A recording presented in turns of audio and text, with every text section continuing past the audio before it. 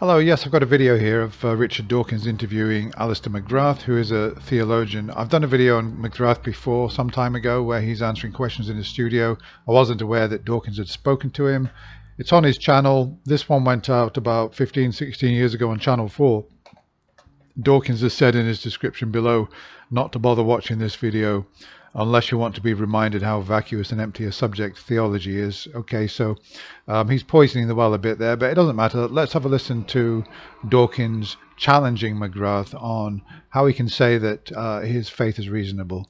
Where you're coming from when you do say something like faith is based upon reason. I mean, what kind of reason, what kind of evidence do you use to support your faith? Well, I think that's a very fair question. And certainly, I'd want to say immediately that we're talking about a slightly different situation than, for example, evidence that the moon orbits the Earth a certain distance. I think that one of the big questions one... Yeah, so in other words, not scientific evidence. He's immediately apologizing for the poverty of evidence that he's actually got, the actual low quality evidence. Insufficient evidence, I would call it, and not really proper scientific evidence that can lead to a justified conclusion in the sense that what he's looking for. As when one tries to make sense of anything that is big, for example, what is the meaning of life, why we hear things like that, is that... Well, he shouldn't be asking what is the meaning of life. He should be asking, is there any meaning to life? There are many explanations. Inevitably, this means we have to try to do what Gilbert Harman described as infer to the best explanation. In other words, there are many possible ways of explaining this. We have to make that very difficult judgment, which is actually... You don't have to settle on an explanation which you might say is the best explanation.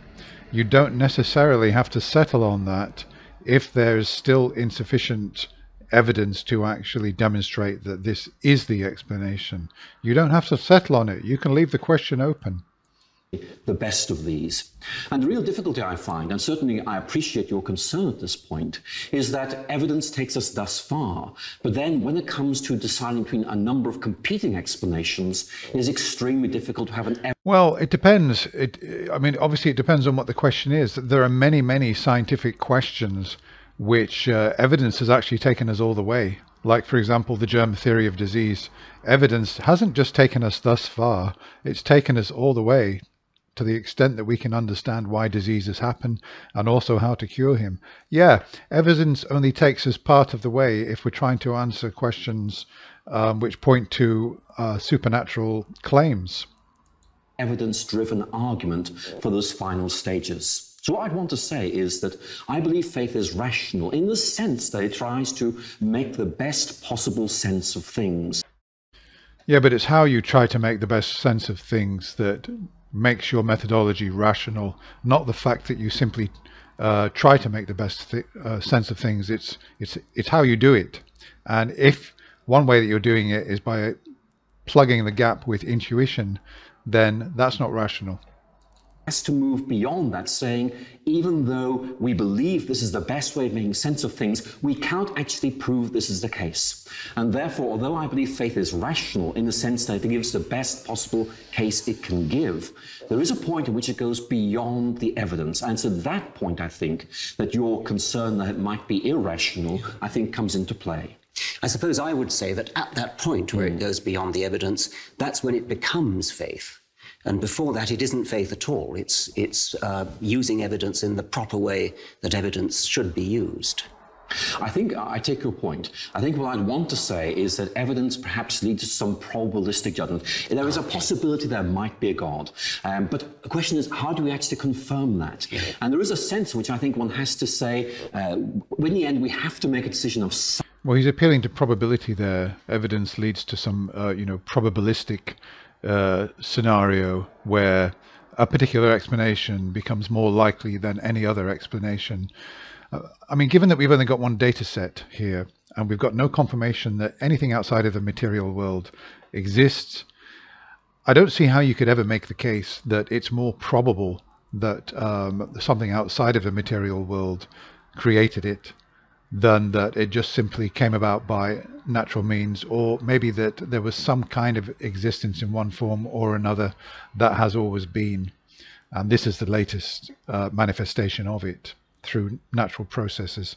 So I don't see how it could be more probabilistic that a supernatural realm, there's a supernatural realm, something beyond or outside of nature, which is actually causing nature. I wouldn't see any rational justification for that.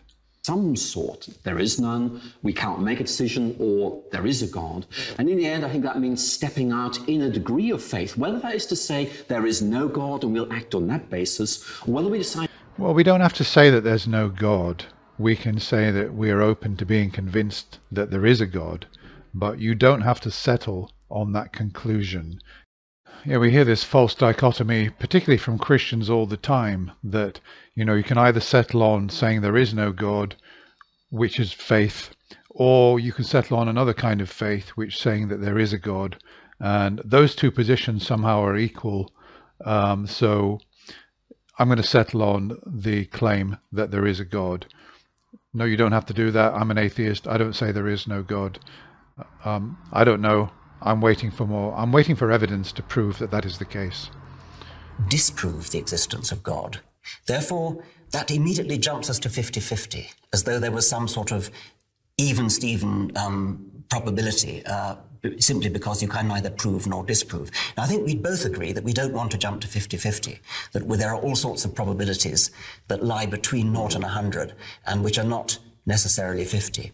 Now, my attempt to get there is another thing that you've criticized quite strongly, and that is to say that there is an inherent improbability in living things, in the complexity of living things, the statistical improbability of living things. It's something, after all, that creationists from Paley down have played upon. And I want to say exactly the same thing of a designer of any kind, because it seems to me that any entity, any being capable of designing a universe, or an eye, or a knee, would have to be the kind of entity, I don't know in detail, of course, but would have to be the kind of entity which would be statistically improbable in the same kind of way as the eye is. You strongly object to that, apparently on the grounds that Christian theologians don't say that. And I accept maybe they don't. But my question is, why don't they? Well, I think there's some very good points being made here. I mean, certainly I wouldn't say that simply because there is a possibility there may be God and a possibility there may not be God. It's a 50-50 situation. I think that we are in a situation of when we cannot actually prove something decisively either way, we do have to try and make a judgment to the best of our abilities and what the probabilities are. Or, as I do, when we can't prove something either way, we don't have to take a position. We can defer judgment and wait until we've got sufficient evidence to say one way or the other.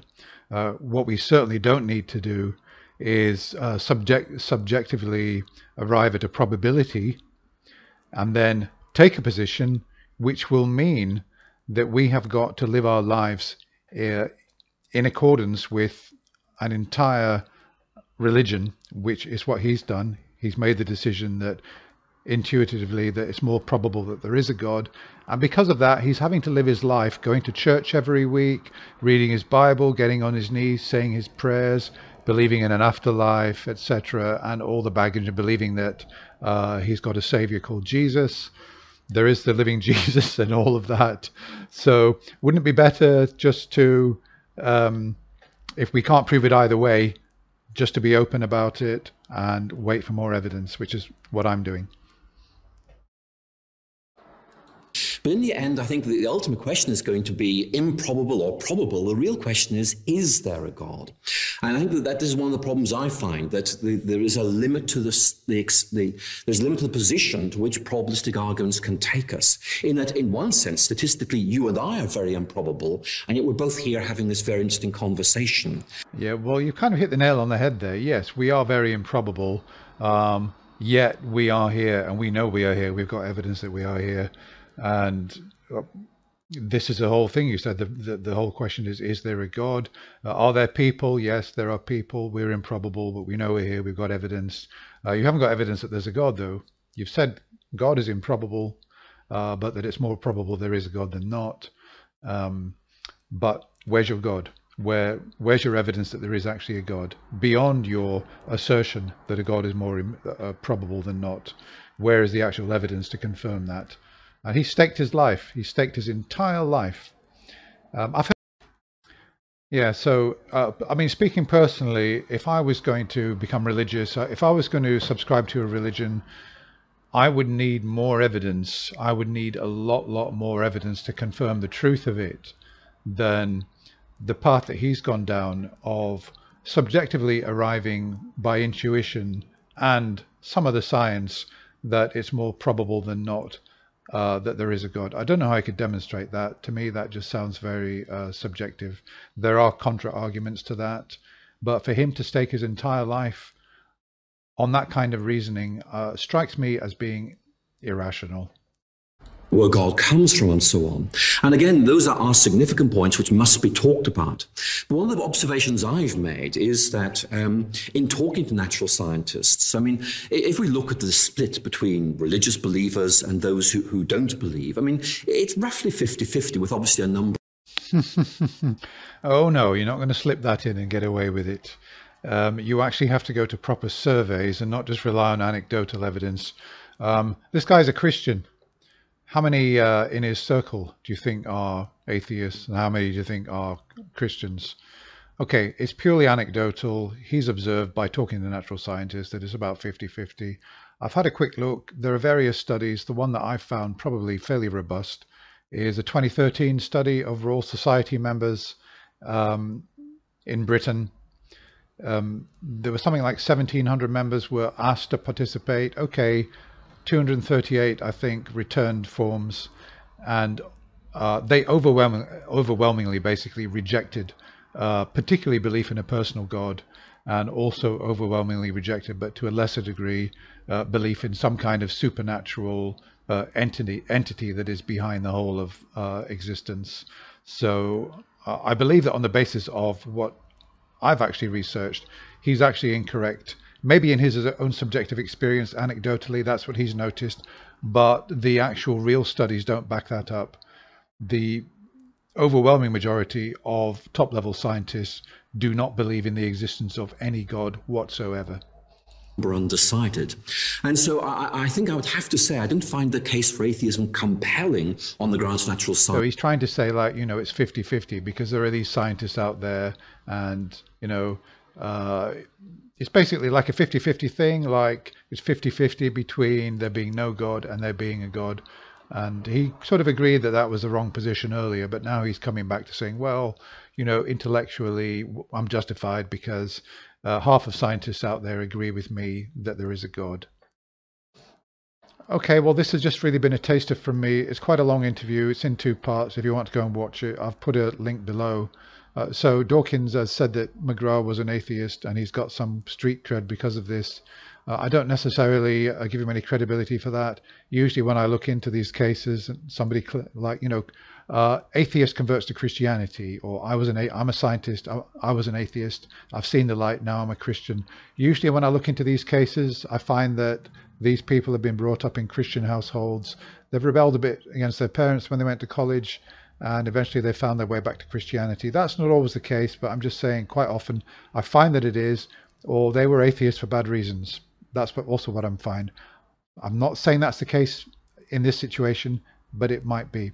So McGrath also quoted C.S. Lewis, saying that Lewis compared Christianity like a sunrise. You can not only see the sunrise, but he can see everything by the sunrise. It illuminates the world in the same way that Jesus Christ and Christianity illuminates everything for him, both outside and inside as well. This, of course, is just a claim. It's no proof of the existence of God. And I can see how, if you're handed your worldview on a plate, where God can explain any question you ask, why have human beings got empathy? Why is there anything at all? Why is there good and evil in the world?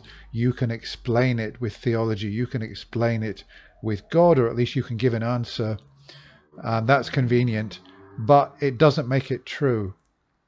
Okay, that's all from me. Hope you enjoyed that. Goodbye for now.